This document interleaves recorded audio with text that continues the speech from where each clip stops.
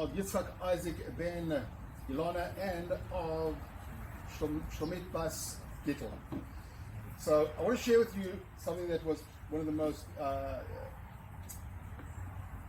one of the biggest things that I've learned in my life. You have to be Rabbi Dr. Avram Twersky to say this, and he cited the Midrash, so obviously it was based on good sources. And that's like this. There's very few things in our life that we have control over. We can't control the color of our eyes, very little that we can do to control our IQ. We don't choose our parents, we don't choose to be born in Africa. But there's one thing that we do have control over, and that's in this week's Parsha, Parsha V'yigash, and that's like this.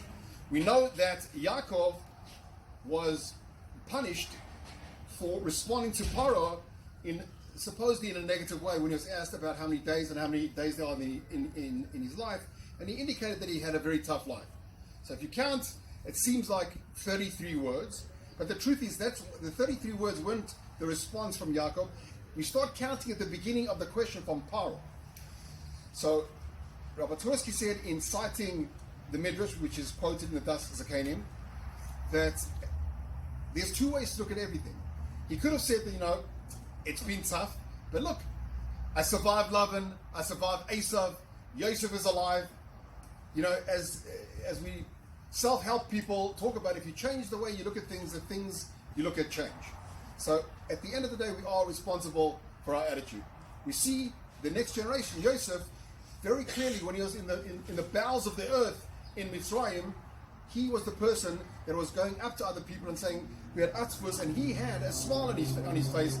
Again, the attitude that we have is ultimately up to us. There's two lessons I think we can learn from this.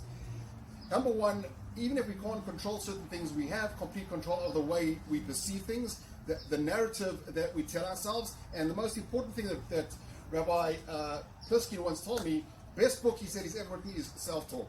It's what you tell yourself. And that has a profound impact on one. And the second thing is our countenance counts. Paro saw someone who apparently was down. And there's a notion that what your face is a Rishus Harabim. Why should other people have a sense of soundness? Because it's very contagious. So perhaps it's not by chance that every Friday night when we bench our kids that they should be like Ephraim and Menashe. There's two kinds of people. You can either make yourself make excuses, or you can make lemonade.